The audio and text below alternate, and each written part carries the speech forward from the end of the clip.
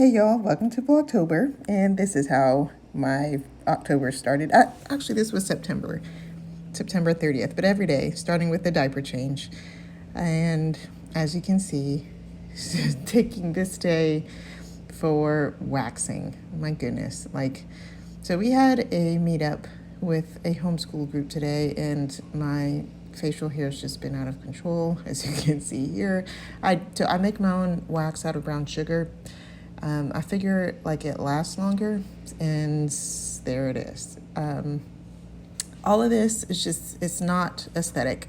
It's not cute. Low-key embarrassing, but I've spent a lot of time feeling sorry for myself. And, you have to, again, excuse the bathroom. We just moved, so everything is everywhere. Plus, as you can see, newborn life.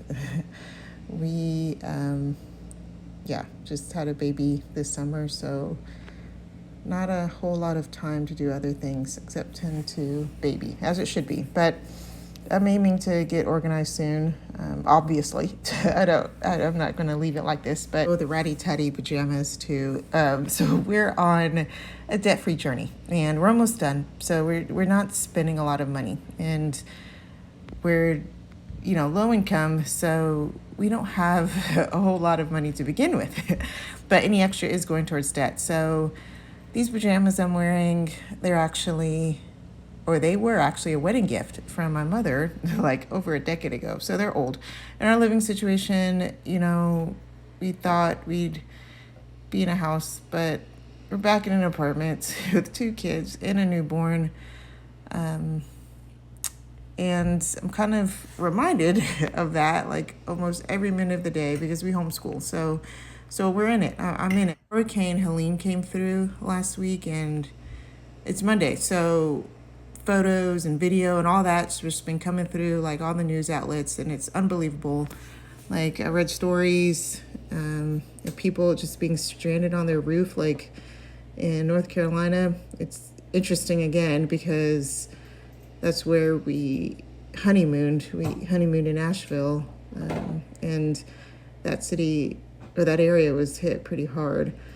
But people on their roofs, and one thing I read about a family that was just waiting to be rescued on their roof, and they weren't. They weren't rescued. The roof collapsed, and so they drowned. And then there was a big chemical fire in a city where I used to live. I used to drive around there. I know exactly where that was, and it could have happened while I was still there. But it's just interesting how, you think about life, how some people are spared and some are not. And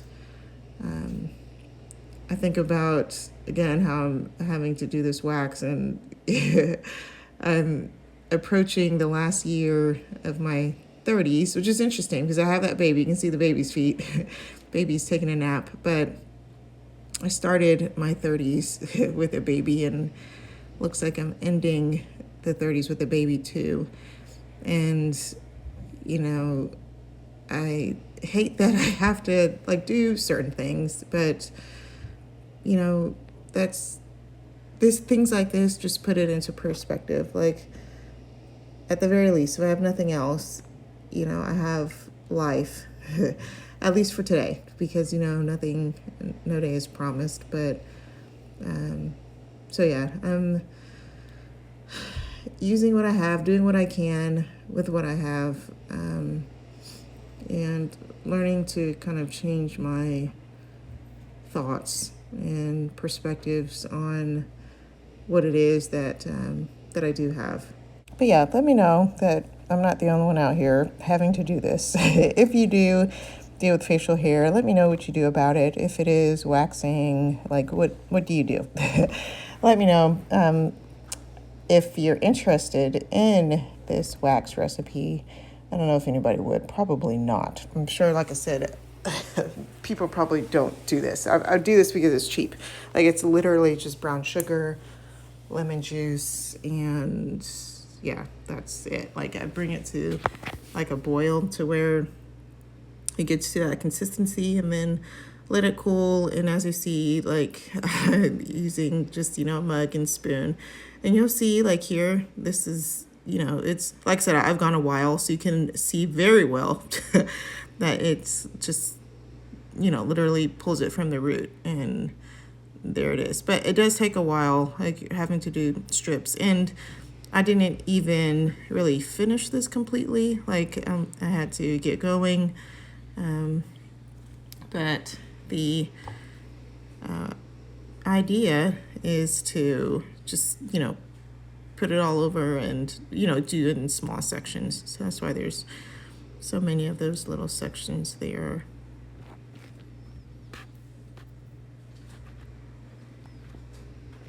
And like even the finer hair, like you can see that it's just even getting that up. Like you can barely see it.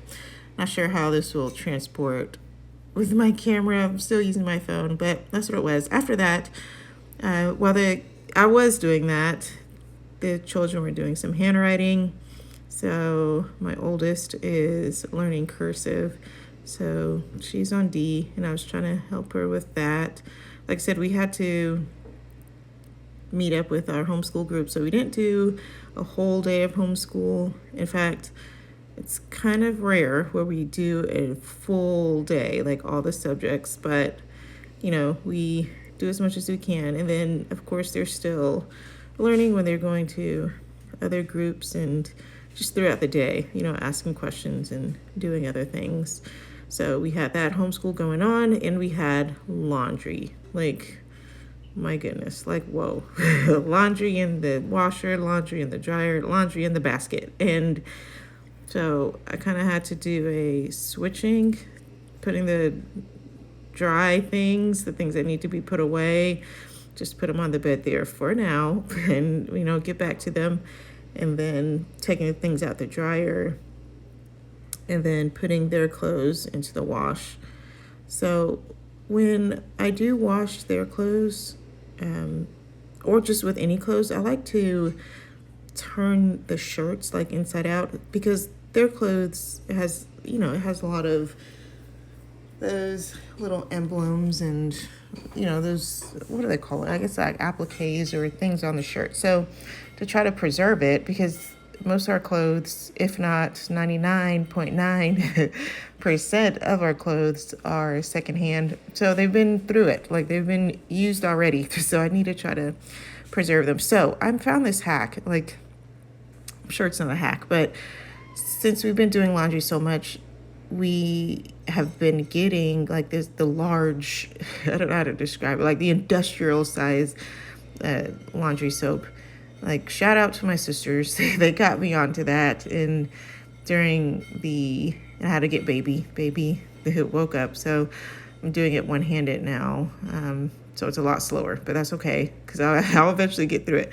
But yeah, so my sisters got me onto that. They took me to, was it Sam's, like right before baby was born, and blessed us with the huge thing of laundry soap. So, and it really lasted us a while. But I was using the end of the container where you just, the little spigot where you use the button, but on the other side, like you can untwist the cap and you just dump it out. That's what I did, because I didn't have the time. You hear me? No time. So I just, did that, and I will be doing that again. Like, it's necessary. Like, whoever made it that way, they knew what they were doing. So yeah, so taking out or undoing the socks too, like not just the shirts, turning the shirts inside out, but when my children take off their socks to get in the bath, the socks are in a ball and bunched up. So now I'm trying to undo that kind of one-handed with the baby.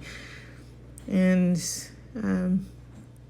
yeah, I'm a little concerned, since we have moved, like where I'm going to get their clothes now. Like where we moved from, we were there for like 4 years. So, the Goodwills, the secondhand stores, the Facebook marketplaces, the garage sales, like I was familiar with all of that. A big thing was the consignment sales, where moms would consign their kids' clothes. And, I loved it because the prices were right. Listen, like they were right. And, you knew where the clothes were coming from. But this place, I don't know. Like, I'm hearing different things online about cleanliness, like bed bugs and things like that at their secondhand stores. So I don't know. Like, I don't know how much I can trust it. But the seasons are changing, and I need to, children grow. And so I need to find, a good source for getting their clothes. When I was getting their clothes before, I'm sure there was the risk of bed bugs and stuff at the Goodwill. I'm talking mostly about the Goodwill. I was going to the bins. Like, if you've heard of that, it's basically the Goodwill outlet where that you pay by the pound. So it's a lot cheaper than the Goodwill stores. But the clothes are just kind of dumped. Like, they're not on hangers. They're not sorted. They're just dumped there. And you got to, basically dig through, kind of dumpster dive, if you will, and, find clothes. But, it's like, how much was I paying? I don't know, like cents, like per pound, like 20 something cents per pound of clothes. Like, it was just really cheap. So I'm dragging the clothes back to the room since I have the baby, and we are making time for devotion. Like, that's something I try to at least do. I consider it part of our homeschool. Goodness. That's the blessing of homeschool, is that we can do that. Colossians is in the New Testament. Colossians is in the New Testament. Colossians? That is Colossians, correct. Number. Colossians chapter 3. Colossians chapter 3. All right, so Colossians, it's right after Philippians. You can take a look. Starts at 1,308. 1,000. So mommy's going to help you. You just kind of flip it. And you can see the books that way. So Corinthians, we said it was after Philippians. It is before James.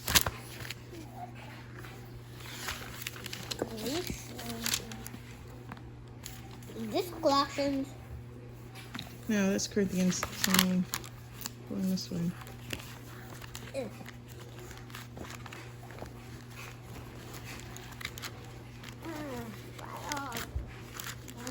Okay, you can move your hand. Move your left hand, please. Here's Philippians. It is after Philippians. All right, Colossians chapter 3. Colossians, find chapter 3. Find chapter 3. Next page. Chapter 3, verses what, Shirley? Chapter 3, verses... Verses, what does it say in there? Oh. Chapter 3, verses 12. 12. So find chapter 12. Yes. Verse 12. Verse 12. Starting at verse 12, going to what? Verse 3. Starting at verse 12, going to what? Going... Charity, what does it say? Going to what? Going to... What do you mean? What? Should have a... 17. Okay.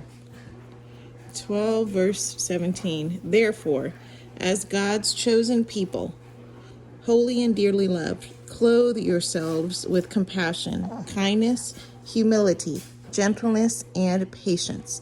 Bear with each other and forgive whatever grievances you may have against one another. Forgive as the Lord forgave you. And over all these virtues put on love, which binds them all together in perfect unity. Let the peace of Christ rule in your hearts, since as members of one body you were called to peace. And be thankful.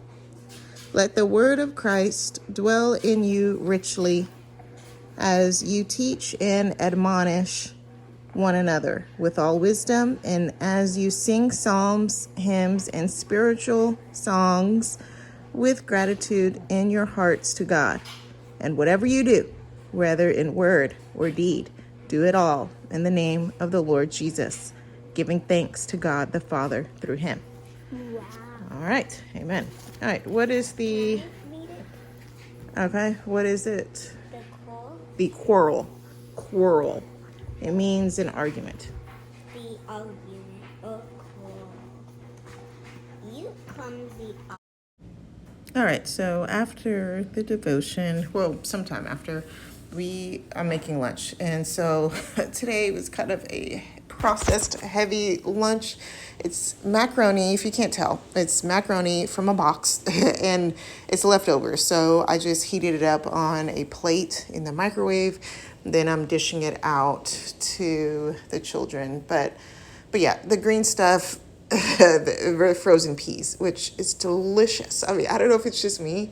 Well, it's not just me. It's my children now too, because they basically have my palate now. But yeah, it's the macaroni, and I add cheese to it. I add smoked paprika, add a little more pepper, a little more salt, and butter, milk, of course, to make the cheese sauce.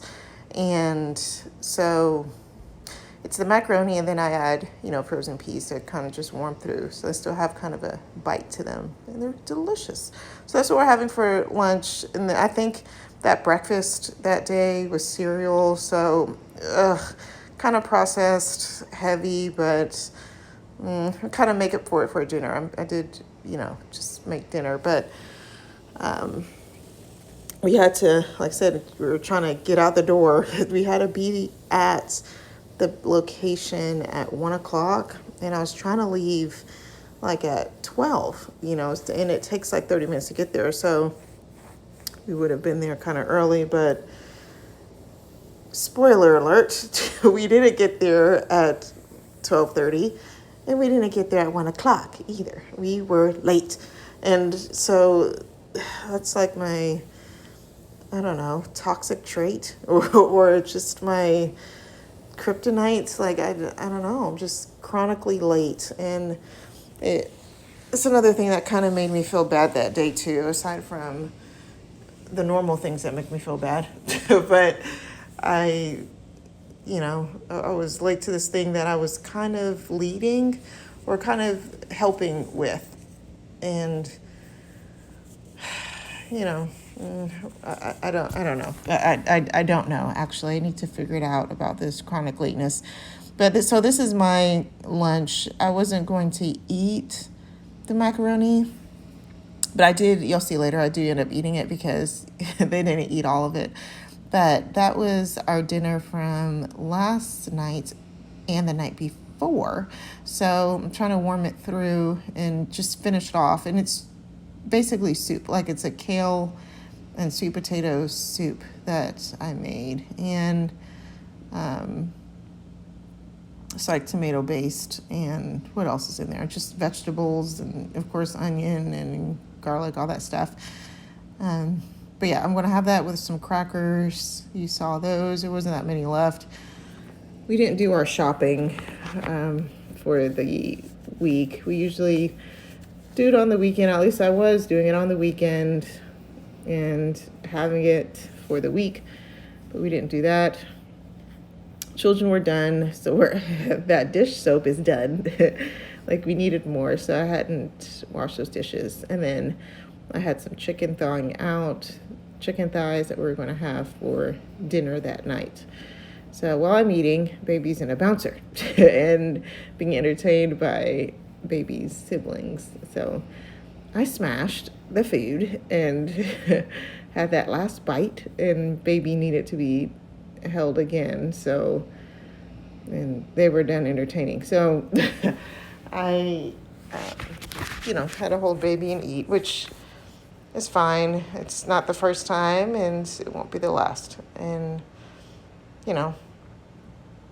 children grow quickly, and I'm going to miss this, probably. Not probably, I am. I am going to miss it, as much as it's a inconvenience or, I'm going to miss these days. These are the good old days, as they say.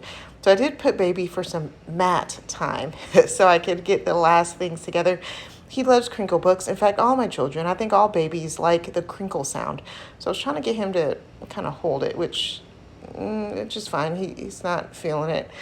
But I was trying to give him some visual stimulation through the little blue truck.